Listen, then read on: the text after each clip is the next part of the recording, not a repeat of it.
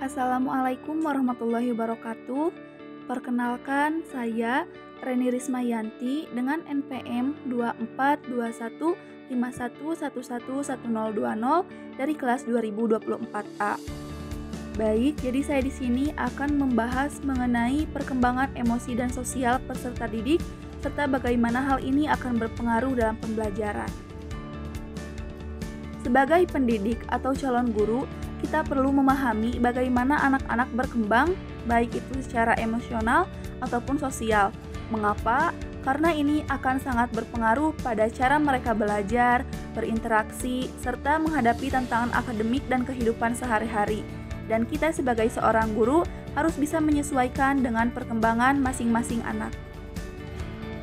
Nah, yang pertama, apa itu perkembangan emosi?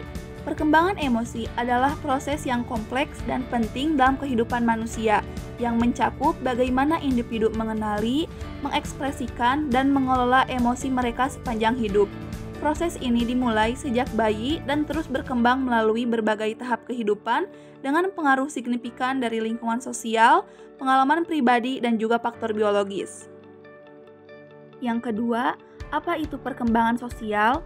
Perkembangan sosial dapat didefinisikan sebagai pencapaian kematangan dalam hubungan sosial dan proses belajar untuk menyesuaikan diri terhadap norma-norma kelompok, moral, dan tradisi.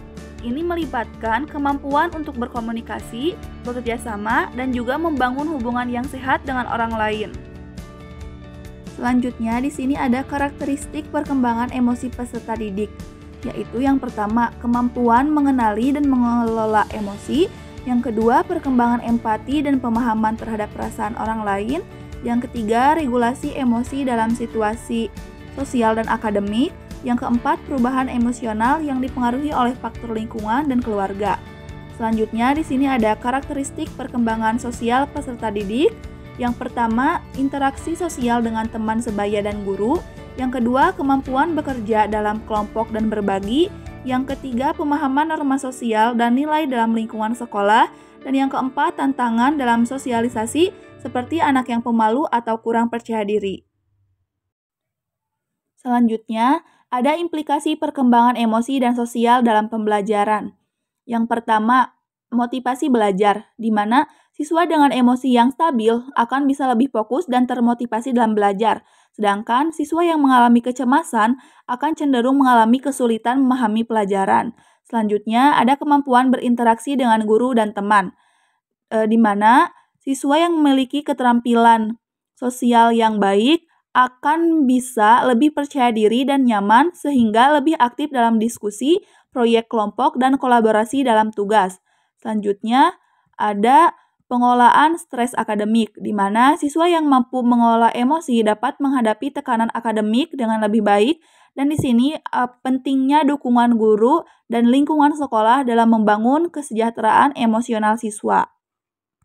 Selanjutnya, di sini ada studi kasus hasil dari observasi Muhammad Saleh Asingkili tahun 2019 di MI Nurul Ummah kelas 4.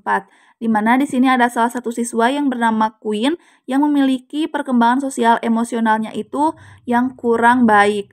Di mana siswa ini menunjukkan yang pertama, sikap pendiam. Siswa ini menunjukkan sikap pendiam saat pembelajaran berlangsung, kecuali bila ditanyai oleh guru. Yang kedua, sulit beradaptasi. Siswa ini menunjukkan sikap sulit beradaptasi dengan keadaan kelas yang kurang kondisif. Terus juga siswa ini menunjukkan sikap sebagai pribadi yang tertutup. Terus juga siswa ini menunjukkan sikap memilih teman atas dasar kenyamanan dan kesesuaian cara bergaul. Terus juga siswa ini menunjukkan sikap sulit berkomunikasi, ditandai dengan sikap tidak mau atau jarang mengawali pembicaraan. Terus juga siswa ini menunjukkan sikap rendah diri ditandai dengan kesulitan bersosialisasi dengan teman sekelasnya dan seringkali merasa tidak yakin dengan kemampuan dirinya sendiri. Nah, jadi kesimpulannya itu perkembangan emosi dan sosial itu memiliki dampak besar terhadap keterlibatan siswa dalam pembelajaran. Dengan dukungan yang tepat dari pendidik dan lingkungan sekolah, siswa dapat membangun keterampilan sosial yang lebih baik, meningkatkan motivasi belajar, dan mengelola stres akademik secara efektif. Ini pada akhirnya akan meningkatkan kesejahteraan akademik mereka dan menciptakan lingkungan belajar yang lebih harmonis dan produktif. Sekian dari saya. Akhirul kalam. Wassalamualaikum warahmatullahi wabarakatuh.